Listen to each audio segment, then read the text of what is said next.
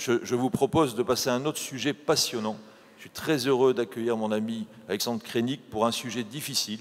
On est de garde, 24 heures sur 24, on voit ces problèmes. Le scanner pour les traumas crâniens mineurs, un cauchemar. Très bien, bonjour. Merci à tous pour l'invitation. Donc effectivement, un sujet sur les traumatismes crâniens mineurs, somme toute assez peu d'imagerie. On va voir dans quelle mesure c'est en train de devenir un véritable cauchemar à l'hôpital ou pas. Alors on va dire que les différentes parties, ça va être ce que c'est la définition d'un traumatisme crânien mineur, d'être conscient des lésions dues au sport, et en particulier aussi bien la phase aiguë qu'à la phase chronique, savoir comment on prend en charge ces traumatismes crâniens mineurs, et essayer d'appréhender finalement cette nouvelle charge de travail sur notre organisation. Alors, qu'est-ce qu'un traumatisme crânien mineur?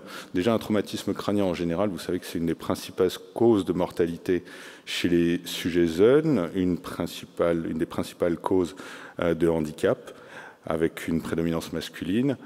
Les causes les plus fréquentes sont les chutes, typiquement le tapis dans l'entrée. Les accidents de la voie publique sont également très fréquents. Et puis dans la région grenobloise, eh bien, nous avons la chance d'avoir des gens particulièrement courageux et téméraires qui prennent des risques parfois assez importants et qui représentent une excellente clientèle, non pas pour les traumas crâniens mineurs, mais davantage pour les traumatismes crâniens graves. Alors, qu'est-ce qu'on doit savoir quand on prend un traumatisé crânien? Eh bien, il faut avoir quand même quelques petites notions d'anamnèse, savoir s'il y a un impact sur le crâne. Et j'insisterai là-dessus, il faut absolument, sur un traumatisme crânien, quelle que soit la sévérité, rechercher la bosse. Cherchez toujours la bosse, parce que sous la bosse, vous avez la fracture, vous pouvez avoir l'hématome extradural diamétralement opposé à la bosse, vous pourrez avoir des contusions, des souduraux, et également savoir si le traumatisme crânien est survenu dans un contexte de haute célérité, puisque là, vous serez exposé à des lésions un petit peu particulières qu'on appelle les lésions axonales diffuses. Et puis, d'autres éléments sont également importants à connaître. Alors, en général, ça, c'est plus lors des échanges, savoir si l'histoire clinique est fiable, s'il y a eu d'autres traumatismes crâniens ou une histoire neurochirurgicale préalable. Les médicaments, et ça, on sait très bien que les anticoagulants, les antiagrégants plaquettaires sont particulièrement sont un facteur de risque important à la survenue de lésions hémorragiques intracrâniennes, la prise d'alcool et d'autres drogues. Et puis sur le terrain, bah oui, les sujets âgés sont un facteur de risque de lésions hémorragiques, de même que les sujets très jeunes, les enfants, posent le problème de la maltraitance. Ensuite, l'examen clinique vous orientera surtout vers l'état de vigilance, l'existence de nausées, de vomissements, les crises et des déficits neurologiques. Quoi qu'il en soit, lorsque vous avez un patient, regardez au moins le scanner, ça c'est sûr, mais essayez de savoir s'il y a eu un impact, puisque l'impact va vous éclairer énormément sur la prise en charge et sur le décours de la survenue des lésions. Alors il y a...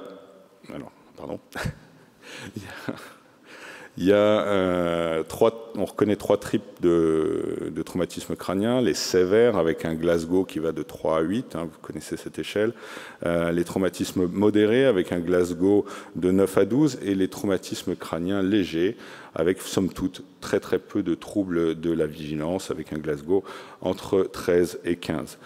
Il existe également d'autres éléments qui peuvent être discutés sur le temps de la perte de conscience, les troubles de la conscience, combien de temps ils vont durer, est-ce que c'est plus d'une journée, est-ce que c'est moins d'une journée, l'amnésie post-traumatique également.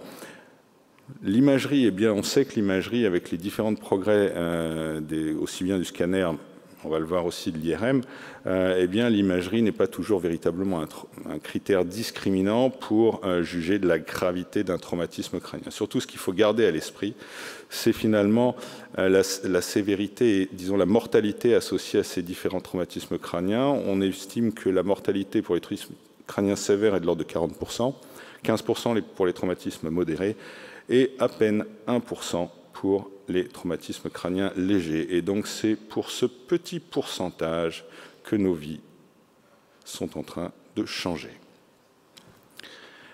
Alors, la sévérité clinique, donc on l'a vu, c'est essentiellement sur l'état de vigilance.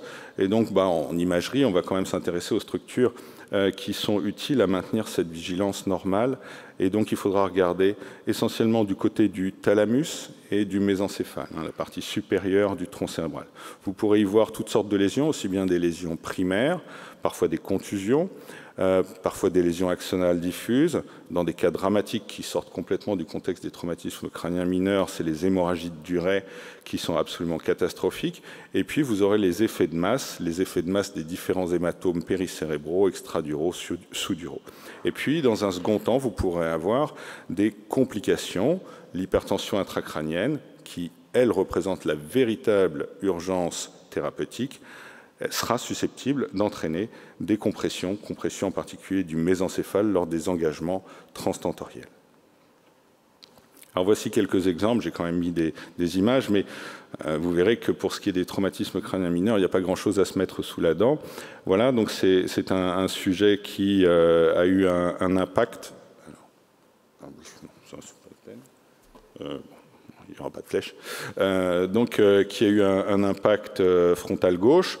On voit en regard de la bosse, toujours chercher la bosse, le petit extradural, donc qui témoigne très certainement de la fracture sous-jacente. Vous voyez diamétralement apposé en frontal droit une lésion hémorragique superficielle, donc manifestement une contusion de contre-coup. Mais tout ça, ça n'explique absolument pas le Glasgow 6 de ce patient. Il faut chercher des lésions profondes, thalamus, mésencéphale, et vous voyez une contusion sur le bord postérolatéral du mésencéphale qui explique parfaitement ces troubles de la vigilance. Autre... là, comme ça. Ouais, bon, je vais raconter, il n'y a pas tellement d'images. Autre exemple, traumatisme crânien grave, Glasgow 7. Manifestement, il a fait des tonneaux, pas d'impact.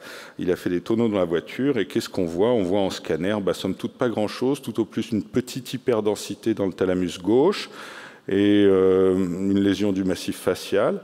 Mais finalement, pas d'autres lésions évidentes au scanner. L'IRM, avec des séquences comme le T2 étoile, vous montrera davantage de lésions à la jonction gris-blanc, à la partie supérieure, par exemple, et puis à la partie profonde dans le thalamus. Et vous verrez également des lésions hémorragiques dans le mésencéphale, sous la forme de petits points noirs que l'on voit ici à la partie postérieure du mésencéphale, donc qui témoignent de lésions axonales diffuses.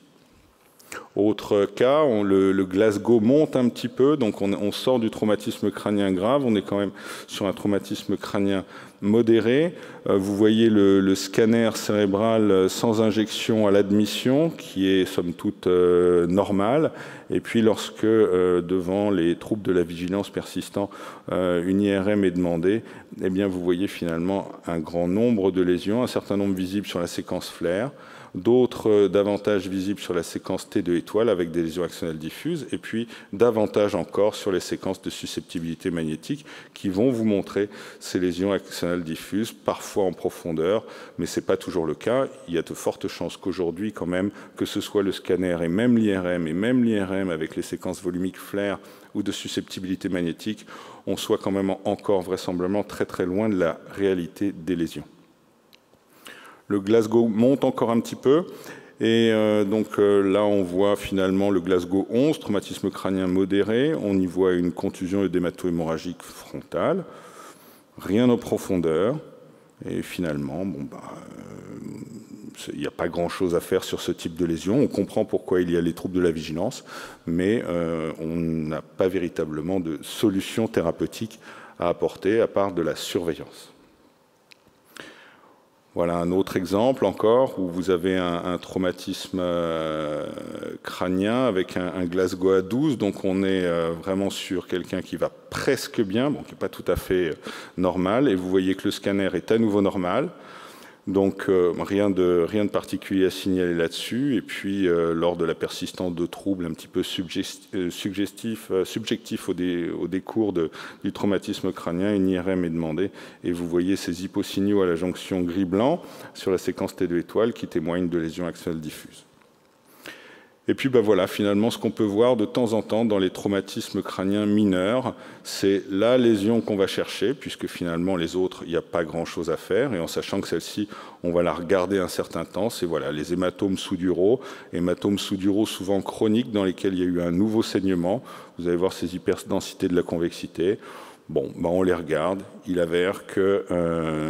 s'avère que dans un certain nombre de cas, finalement très très faibles, eh bien, il puisse y avoir des complications suffisamment importantes pour entraîner des décès. Mais on voit difficilement comment, avec de petites lésions axonales diffuses, on va pouvoir aller jusqu'au décès. Ce qui reste important malgré tout dans la surveillance, c'est d'apprécier la sévérité de la tension intracrânienne, finalement de l'inadéquation entre le volume pris par les lésions hémorragiques et la place laissée par l'atrophie cérébrale. Eh bien, on voit que chez les personnes âgées, l'atrophie cérébrale a du bon, puisqu'elle permet aux hématomes de grossir sans nécessairement menacer tout de suite le mésencéphale et finalement la conscience, alors que chez les sujets les plus jeunes, eh bien, parfois de petites lésions hémorragiques vont pouvoir entraîner une hypertension intracrânienne importante et nécessiter des traitements neurochirurgicaux en urgence. Un petit mot sur les lésions du sport. Les lésions du sport, eh bien, c'est des lésions qu'on connaît bien lorsque effectivement les patients ont des troubles de la conscience qui persistent, mais il y a de temps en temps le simple chaos. Le simple chaos qu'on a tendance un petit peu à banaliser, dont on peut un petit peu s'amuser, qu'on appelle concussion en anglais, qui décrit finalement l'apparition immédiate, il n'y a pas d'intervalle libre, et transitoire d'un trouble des fonctions cognitives. Et donc là, vous avez vraiment un grand éventail de symptômes qui peuvent aller des maux de tête, les vertiges, des troubles de la mémoire, de l'accident. En général, ça récupère en quelques jours. Le mécanisme est en général direct, et ce qu'on explique, c'est qu'il y aurait des phénomènes d'accélération, de décélération. Pourtant, en imagerie, on ne voit rien. Parfois, on peut constater une contusion, une lésion axonale diffuse, mais on peut parfaitement avoir des gens qui ont une commotion cérébrale sans aucune de ces lésions. La séquence de susceptibilité magnétique n'a pas apporté grand-chose. En revanche, de nouvelles études, à chaque fois, essayent d'avancer des éléments, que ce soit en tractographie de diffusion ou en spectroscopie, pour l'existence de petites anomalies, mais qui restent quand même difficiles à exploiter à l'échelle individuelle.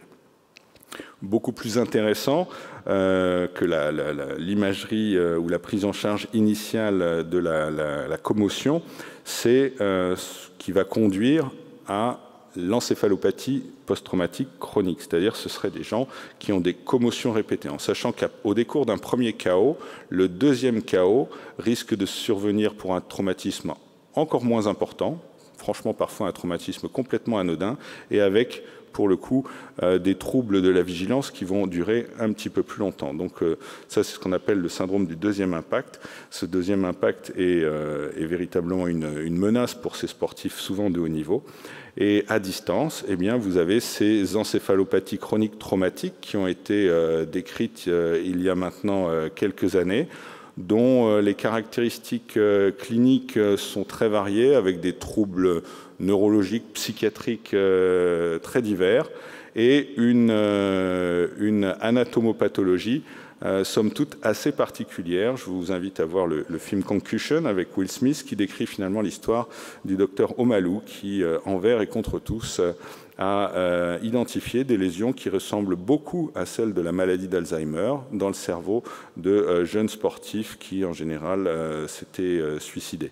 Donc, ce sont des lésions, ce ne sont pas des maladies d'Alzheimer proprement dites. La distribution des lésions n'est pas la même, mais en revanche, on retrouve effectivement une tauopathie et une surcharge bêta-amyloïde. Alors, dans ce type d'encéphalopathie chronique post-traumatique, l'imagerie de diffusion a montré quelques résultats intéressants avec une certaine forme de désorganisation des, ouvrez les guillemets, fibres neuronales qui montrent finalement qui révèlent probablement une altération de la microstructure de l'encéphale. Une attention particulière est portée au niveau du cingulum antérieur, donc en avant du corps calleux, où manifestement il existe des anomalies de la diffusion et finalement de l'intégrité microstructurale du parenchyme, particulièrement marquée à la partie la plus antérieure du cingulum. Et c'est comme ça que finalement, sans aller aussi loin que l'imagerie de tractographie, eh bien, il y a eu des études qui ont remorqué que finalement, les gens qui avaient des traumatismes crâniens chroniques présentaient souvent un cavum pellucidum un petit peu élargi. C'est vrai qu'on a tendance complètement à banaliser ce genre d'images, tellement elles sont fréquentes, mais il est vrai que de temps en temps, on peut voir un septum pellucidum un petit peu élargi, avec ce qu'on serait contenté de décrire ou pas d'ailleurs, comme kyste du septum pellucidum. Eh bien, il existe une relation chez ces patients qui ont exposés au traumatisme crânien chronique entre la largeur et les dimensions de ce cavum pellucidum et les troubles cognitifs. Donc, peut-être un élément à regarder ou en tout cas à signaler lorsque vous l'observez, que ce soit en IRM ou en scanner. Alors, comment on s'occupe finalement de ces traumatismes crâniens mineurs? Et finalement, la solution est assez simple, puisqu'il y a quelques années, en 2012, la Société française de médecine d'urgence et avec d'autres sociétés savantes, comme la Société française de neuroradiologie, ont publié des recommandations en français qui précisent d'une part ce qui doit amener un patient qui a eu un traumatisme crânien léger à être envoyé aux urgences. Donc il faut qu'il ait plus de 65 ans, qu'il y ait une histoire neurochirurgicale ou de troubles cognitifs, que l'histoire clinique ne soit pas très fiable. Chez les enfants, qu'il puisse y avoir une suspicion de maltraitance. Et puis, somme toute, tous les maux de tête post-traumatiques pouvaient justifier d'aller aux urgences. Donc là, vous pouvez vous imaginer que vous avez pas mal de monde qui puisse aller aux urgences. Et puis ensuite, pour vous emmener au scanner, on s'attachera à essayer d'identifier éventuellement des troubles de la coagulation ou alors des anticoagulants, n'importe quelle intoxication à l'alcool et à toute autre drogue, une amnésie post-traumatique, des signes neurologiques objectifs ou des signes évidents de fracture de la base du crâne, toutes les circonstances de traumatisme à haute vélocité, les accidents de la voie publique ou les sports par exemple, pourront amener ces patients au scanner et puis cliniquement, de petits vomissements ou une crise vous conduiront au scanner. Donc vous voyez que la liste est quand même suffisamment longue pour que ce soit vraiment pas ou que vous ayez la chance d'avoir un urgentiste qui ne trouve pas une indication là-dedans à votre traumatisme, à votre scanner pour explorer ce traumatisme crânien.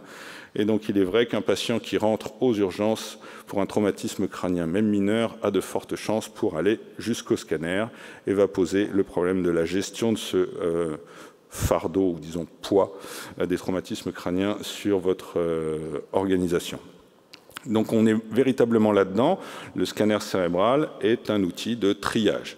Il va essayer de trier quoi? Il va essayer d'identifier d'une part les hémorragies et d'autre part les fractures. Alors j'ai essayé d'estimer, alors c'est au doigt mouillé, mais j'ai essayé d'estimer un petit peu l'impact de la prise en charge de ces traumatismes crâniens mineurs sur l'activité du scanner, en disant à l'hôpital de Grenoble, on peut estimer que le nombre de scanners réalisés en urgence, le scanner encéphalique réalisé en urgence a été multiplié par 3, et que les traumatismes crâniens mineurs représentent environ un tiers de cette augmentation, ce qui représente actuellement un quart de l'ensemble des scanners réalisés en urgence. Donc c'est tout de même assez considérable, a fortiori lorsque ça se passe en pleine nuit. Alors effectivement, qu'est-ce qui se passe? Vous avez bien vu, il y a une mortalité de l'ordre de 1%, des examens, on va dire en règle générale, normaux, à l'exception de l'exceptionnel sous-dural chronique qui a ressaigné, du moins l'exceptionnel non, mais du sous-dural chronique qui a ressaigné dedans. Lorsque vous augmentez finalement votre nombre de scanners pour les traumatismes crâniens mineurs, eh bien la prévalence de vos lésions va chuter dans votre échantillon. Alors ça va avoir deux impacts. Lorsque la prévalence chute, eh bien vous effondrez la valeur prédictive négative et vous augmentez la valeur prédictive positive. Donc au bout du compte, lorsque vous comptez le nombre de flèches rouges, lorsque vous faites davantage de scanners pour les traumatismes crâniens, vous allez être statistiquement meilleur sur votre valeur prédictive négative, finalement dire aux patients qu'ils ne sont pas malades et qu'il n'y a pas de traitement. Alors ça, c'est une information. C'est vrai que rassurer les gens, c'est une information.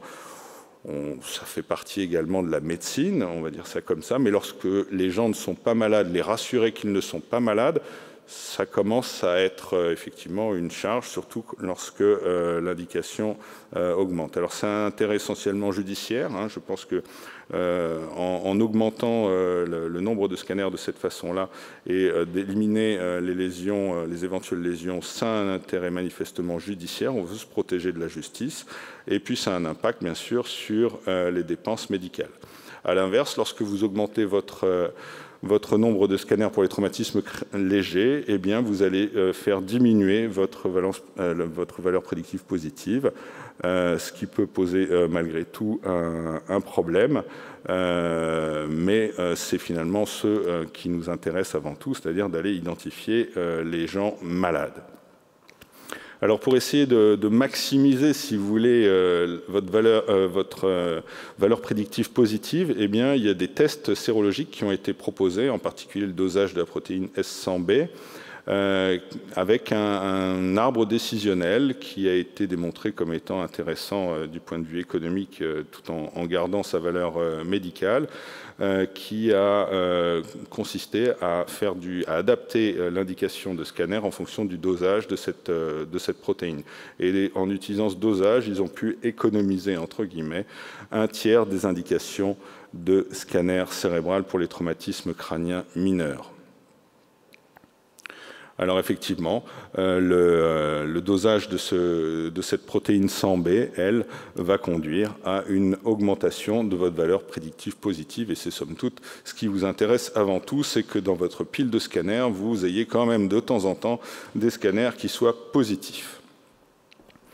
Alors face à cette demande constante, en constante augmentation de scanners, ça nous met un petit peu au défi, aussi bien les radiologues que tous les départements et le personnel qui est autour. Alors qu'est-ce qu'on peut faire pour répondre à cette augmentation de la demande? Est-ce qu'on répond par davantage de moyens? Ça, on aimerait bien.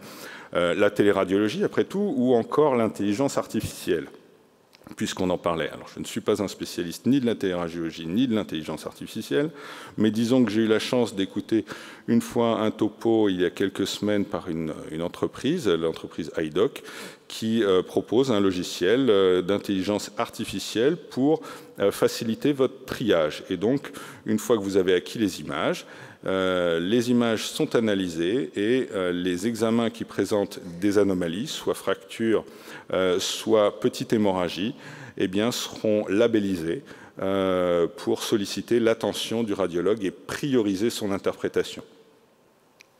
Alors voilà un petit peu comment ça se présente.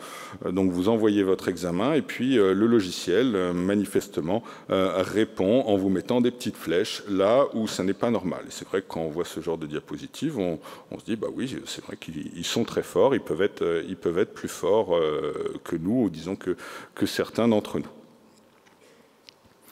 Alors finalement, comment ça va se passer? Le triage, l'idée, c'est de maximiser les valeurs prédictives des examens. Pour ce qui est de faire de la valeur prédictive d'une maladie, ça c'est positif d'une maladie, ça c'est la médecine conventionnelle, donc où en gros, à partir des données que l'on a, on va essayer de dérouler un certain nombre de diagnostics, etc. Ça c'est la médecine conventionnelle. Finalement, est-ce que le scanner n'est pas en train de devenir un outil pour faire de la valeur prédictive positive de soins? Est-ce que celui-là, je dois le prendre en charge ou est-ce que je le fais sortir? Là, on se rapproche davantage de la médecine de catastrophe où on a les gens qui passent devant les trains à mettre le nombre de petits bâtons à sauver dans tel et tel compartiment. Ça, c'est pour ce qui est de la valeur prédictive positive. Pour ce qui est de la valeur prédictive négative, on a vu que démontrer l'absence de maladie, eh bien, ça peut apporter du bien-être. Et puis, effectivement, essayer de minimiser le risque d'intervention de la justice nous fait basculer dans la médecine de risque. Donc je terminerai essentiellement ce topo en vous disant qu'effectivement, maintenant, il y a effectivement plusieurs acteurs, l'intelligence artificielle, la téléradiologie et les radiologistes. Je pense qu'un jour, l'intelligence artificielle aura finalement un grand rôle à jouer au niveau technologique, que ce soit l'intelligence artificielle ou la téléradiologie. Technologiquement et économiquement, elles finiront par aller très loin, mais je pense qu'il y a quand même malgré tout une place encore en médecine pour une certaine humanité. Voilà, donc pour conclure, vous vous souvenez, effectivement, le scanner, c'est l'outil de triage. Regardez la bosse. Pas grand-chose d'autre à voir, si ce n'est que si vous avez un endroit sur lequel vous vous attardez, c'est le mésencéphale. Pas grand-chose sur les commotions cérébrales. Et puis surtout, je pense que les politiques de santé doivent insister sur l'humanité à apporter dans nos métiers. Merci. Merci beaucoup, Alexandre.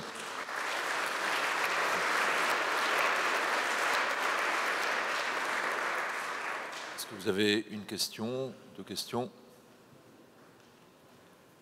Voilà. Est-ce qu'on peut... Oui, vas-y. Oui.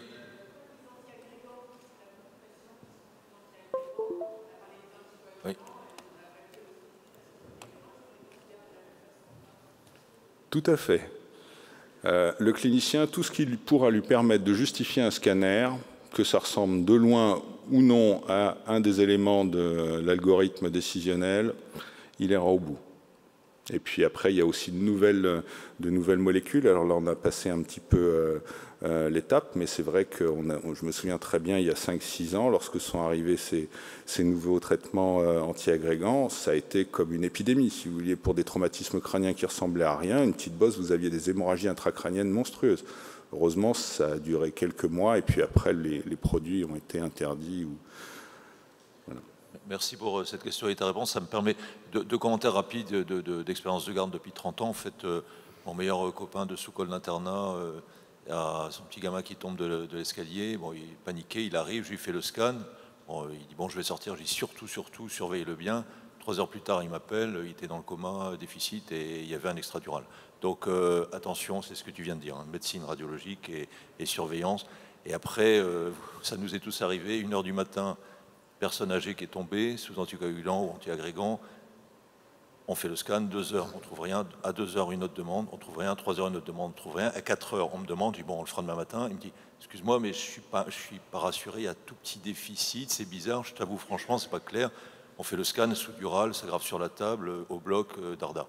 Bon, donc c'est ton 1% de mortalité, là, ta plaque, enfin, une des meilleures plaques, c'est celle-là. On est là, on est des médecins radiologues, on fait attention et c'est pas facile. C'est pareil pour l'embolie pulmonaire, il faut multiplier les exemples. Je pense que la médecine radiologique d'urgence, ça s'improvise pas. La téléradiologie nous aide, mais quand on peut être sur place dans des gros centres, c'est quand même une grosse valeur ajoutée. Merci beaucoup, Alexandre.